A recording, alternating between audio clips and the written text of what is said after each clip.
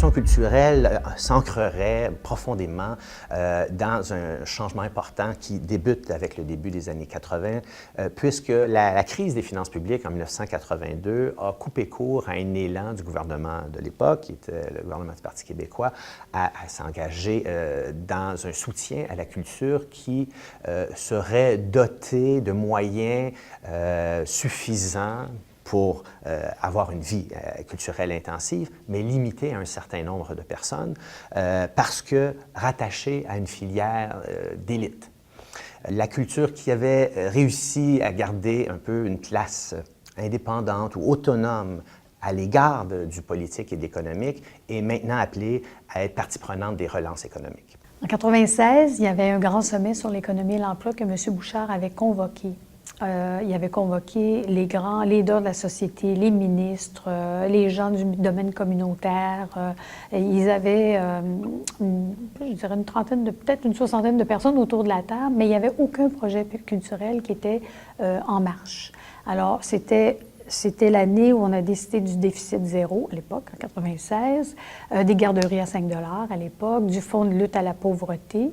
Et nous, on fait un groupe du milieu de la culture, on dit, bien, si on est pour débattre de l'avenir du Québec, on ne peut pas le faire en occultant la culture. Donc, il y avait les Journées européennes du patrimoine qui existaient. On s'est un peu collé à cette idée d'ouvrir les portes, de faire de la promotion de la culture partout au Québec, que ce soit dans un petit village ou dans une grande ville. Et au bout de 5 ans, bon, évidemment, on avait déjà un gros succès depuis la première année. On s'est formé en corporation qui s'appelait au tout début Secrétariat des Journées de la culture. Maintenant, on l'a changé pour montrer notre mission plus clairement, Culture pour tous. Et on a fait dès 1999 des colloques. Pour nous, c'était très important de comprendre mieux pourquoi on faisait les Journées de la culture. C'était pas simplement une promotion, un événement. Alors, la médiation culturelle a connu une première vague d'engouement en France dès le tournant des années 90. Il y avait donc des défis pour les institutions là-bas d'accroître, si on veut, leur audience pour garantir aussi les subsides ou les subventions publiques, parce que comme institutions publiques, elles doivent aussi être imputables de ce point de vue. Au Québec, on s'en est inspiré avec un petit décalage. C'est peut-être avec une décennie de retard, jusqu'à un certain point, mais qui a été récupéré depuis, qu'on s'est engagé dans cette perspective-là, mais en privilégiant un volet hors institution, puisque c'est dans la foulée de la transformation des politiques culturelles, avec les ententes de développement culturel qui ont été signées entre le ministère de la Culture et les municipalités à compter de 1995, que les programmes de médiation culturelle se sont implantés au niveau local. Et on avait beaucoup de dissensions, je dirais, entre, par exemple, tous les milieux professionnels qui voulaient défendre leur place en tant que professionnels de la culture et les gens amateurs, des gens qui pratiquent l'art ou qui sont des amateurs en général, qui apprécient l'art ou la culture dans leur milieu, les municipalités qui font énormément pour le développement culturel, mais qui n'étaient pas comprises dans les Journées de la culture parce que le milieu de la culture ne souhaitait surtout pas voir des villes tout à coup s'immiscer dans les journées. Et tranquillement, on est arrivé à faire comprendre que les villes avaient un rôle crucial à jouer dans le développement de la culture, parce que la culture, c'est la vie. Je parle beaucoup de la médiation culturelle comme une avenue d'emploi pour les artistes. Moi, ma mission est de contribuer à valoriser la fonction de l'art, de la culture et de l'artiste dans la société. Donc, à valoriser ce que peut apporter un artiste. Et plus on va être en dialogue, plus le milieu culturel, artistique va être en dialogue avec d'autres secteurs de la société, plus en fait on va contribuer au bien-être, au développement de tous ces secteurs-là. Donc, les mémoires vont partir en même temps. Nicolas, voilà. Aujourd'hui, là, on commence à créer une petite chorégraphie avec vous. Alors, Nicolas et Dany vont animer cette partie d'atelier. Ce n'est pas une équation artiste égale médiateur culturel, c'est pas vrai. Je pense qu'il faut des compétences particulières, entre autres un bon sens de la communication, un bon sens de la pédagogie, une bonne connaissance de l'art, pour pouvoir faire des ponts où se situent les enfants ou les adultes, dans ce cas-ci des enfants, pour pouvoir faire le chemin vers eux. Chez PPS Danse, en fait, pour nous, c'est très important, les gens avec qui on travaille, on veut leur transmettre ces compétences. Et c'est pour ça que j'accompagne toujours les équipes, généralement dans les phases initiales, pour m'assurer que le plan de travail, parce qu'on a un plan de travail quand on fait ces actions, il est bien respecté et aussi qu'on continue à l'améliorer. Je les accompagne toujours au début, ils ont des responsabilités, je supervise, et tout d'un coup, ils peuvent devenir indépendants et transmettre à d'autres éventuellement. À l'Université du Québec à Chicoutimi, moi j'étudie à la maîtrise en études et interventions régionales.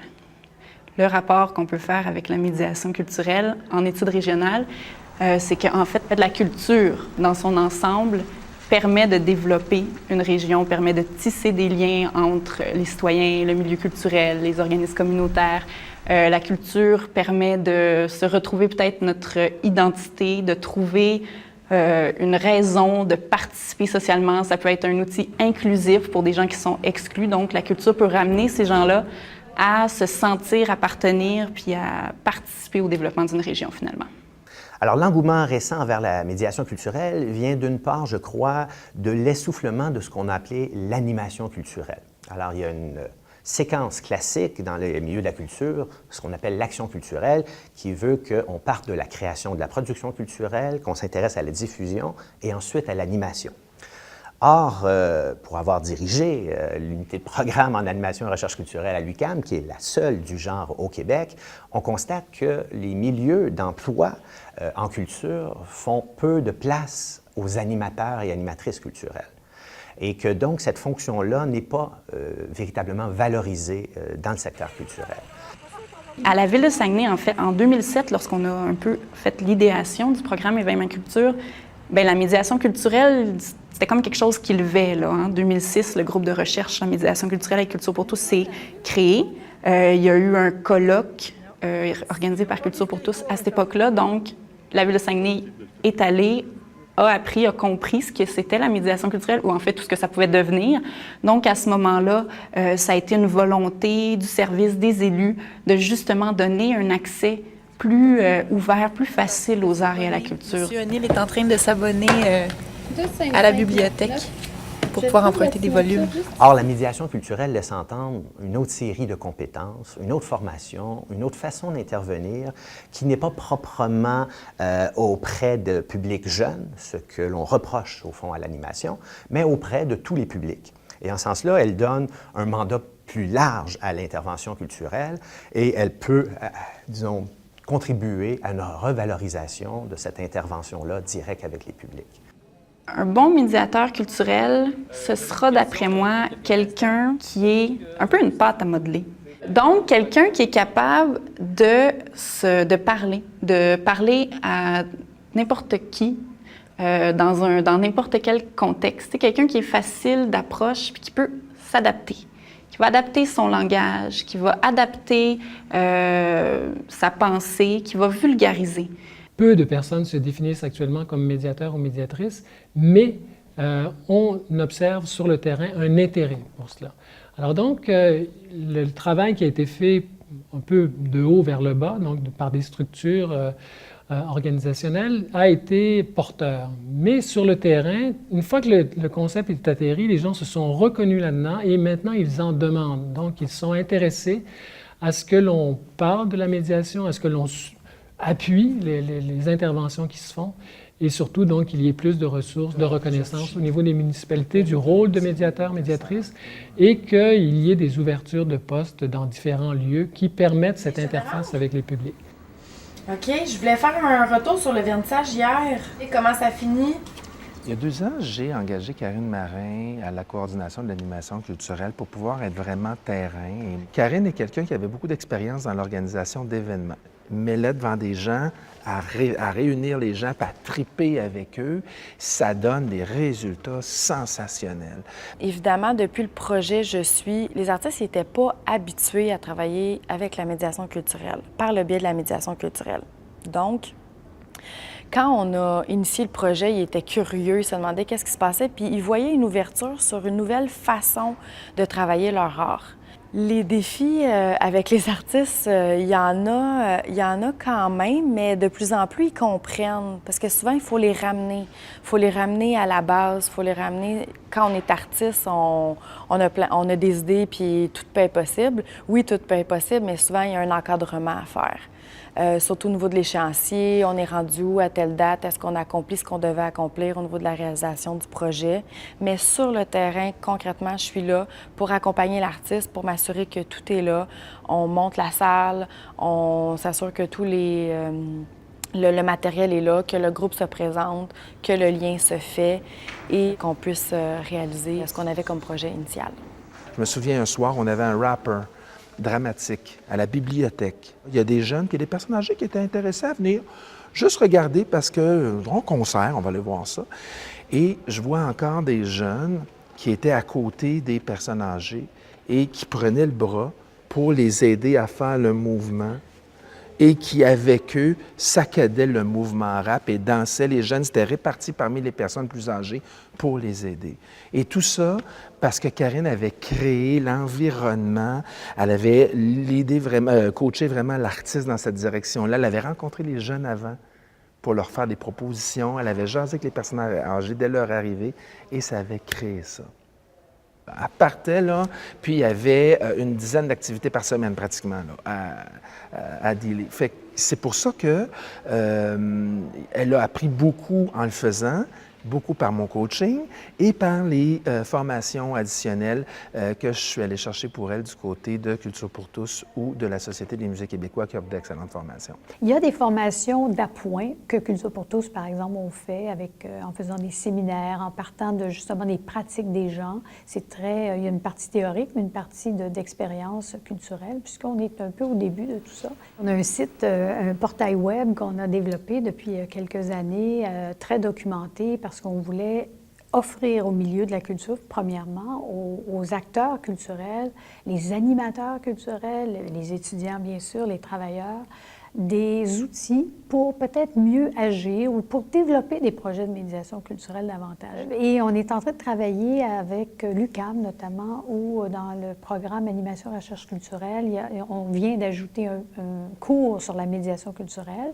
Ça a pris des années avant d'y arriver. Je pense qu'on y est arrivé normalement, donc ça devrait être intégré. C'est comme ça que Culture pour tous a approché l'UQAM autour d'un consortium de recherche qu'on avait en économie sociale pour pouvoir développer une plateforme qui serait chargée de développer du matériel de formation dans le domaine de la médiation culturelle. Or, au Québec, à ce moment-là, le terme n'était pas encore atterri, n'était pas dans les milieux. Et quand on parlait de la médiation culturelle à des personnes qui étaient en situation réelle de médiation, ils nous regardaient en disant « Je comprends le sens, mais le mot ne me dit rien ».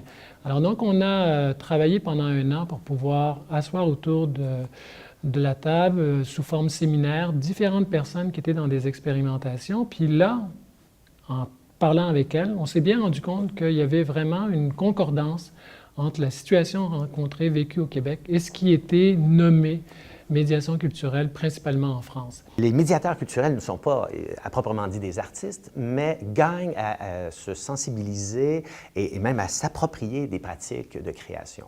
Les milieux qui nous interpellent à l'UQAM autour de leurs besoins nouveaux en intervention culturelle nous disent qu'ils souhaitent que les étudiants diplômés soient effectivement dotés d'une capacité d'exprimer des démarches de création qui puissent être transposées à d'autres disciplines culturelles ou artistiques. Si bien que ce qu'on envisage dans une réforme du programme, c'est bel et bien de nous tourner du côté des arts davantage, en conjugaison avec des analyses sociologiques, des techniques communicationnelles, et de combiner ces 3 éléments-là pour effectivement doter des médiateurs culturels à venir de l'ensemble des compétences, des visions, des possibilités d'une action pertinente auprès des publics et des populations.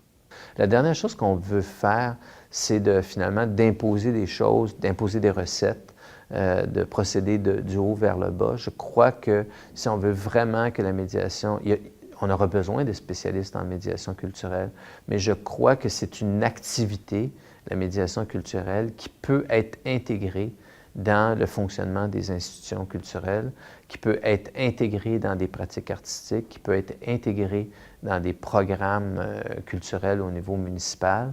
Et je plaide beaucoup pour une intégration de cette dimension-là, la médiation culturelle, dans la vie culturelle, que de bâtir quelque chose en parallèle, quelque chose qu'on surimpose. Il y a quelques cours, donc quelques activités qui se donnent, mais il n'y a pas une programmation à proprement dit dédiée à la médiation culturelle. Il n'y a pas un diplôme de médiateur ou de médiatrice.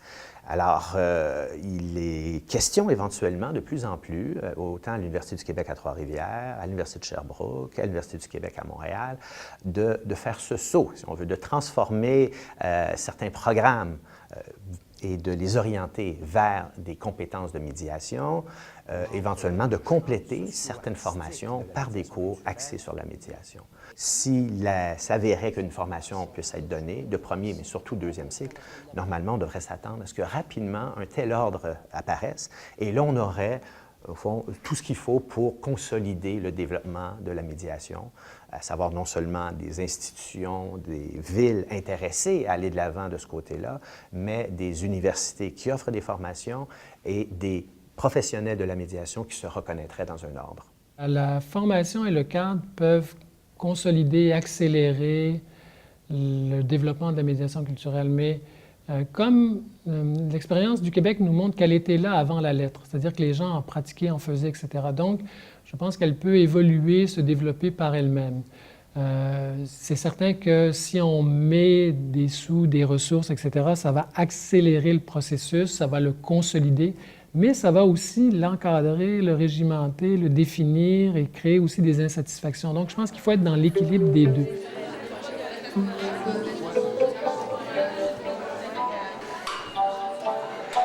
Alors, c'est une journée quand même spéciale pour nous.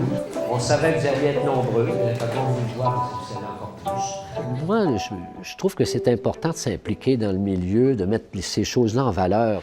Nous, ben, on a pris ça comme un rôle social. On se dit, regarde, on y croit, c'est important, mais si on n'en parle pas, ça peut mourir dans l'œuf. On peut oublier ça, mettre ça au feuilleton par la suite en poussant ça de la main.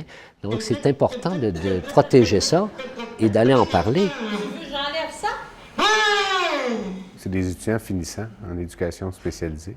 Puis ce qu'on voulait, avec quoi on voulait les familiariser, c'est avec l'utilisation de médiums pour faire de l'intervention. Puis ce qui se fait à l'ENAM, c'est un bel exemple de comment on peut intervenir avec des personnes qui ont des problèmes en santé mentale.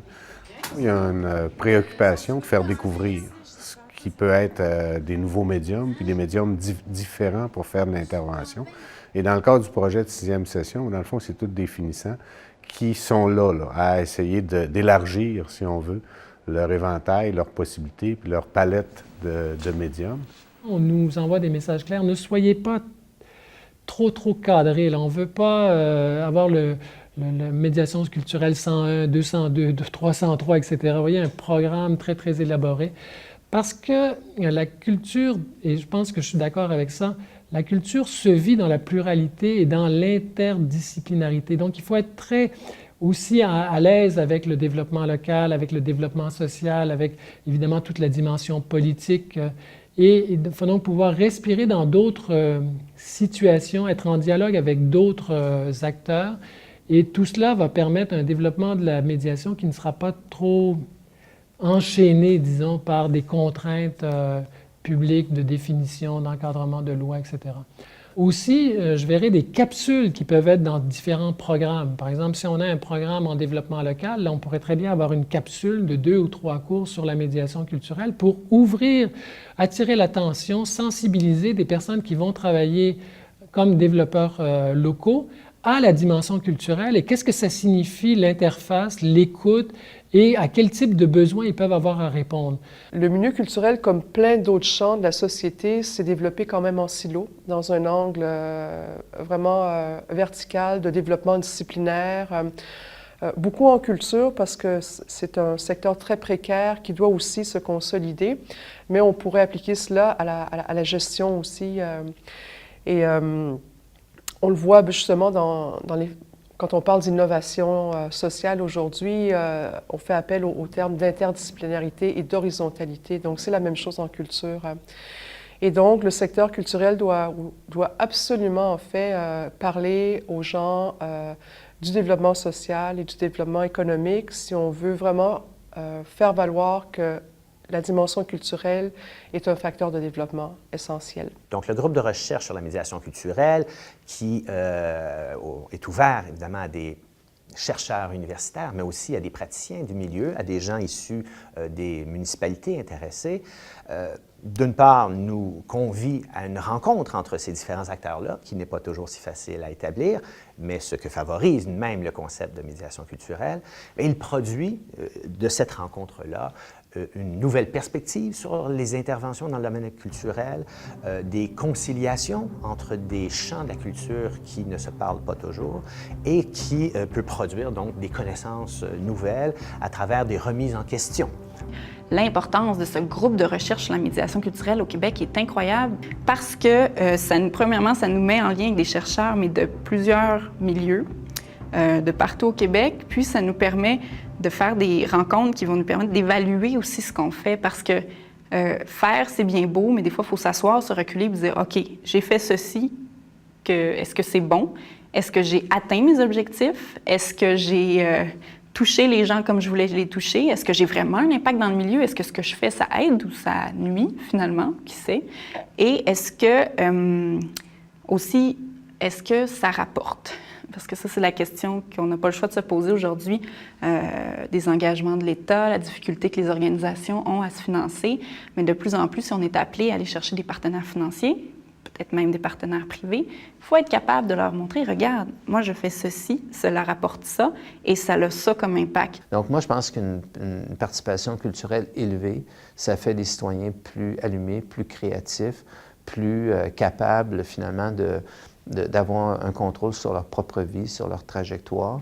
C'est clair aussi que ça a plein d'impact au niveau économique, dans le sens que on a plein de preuves qui montrent que l'économie fonctionne beaucoup à la confiance sociale.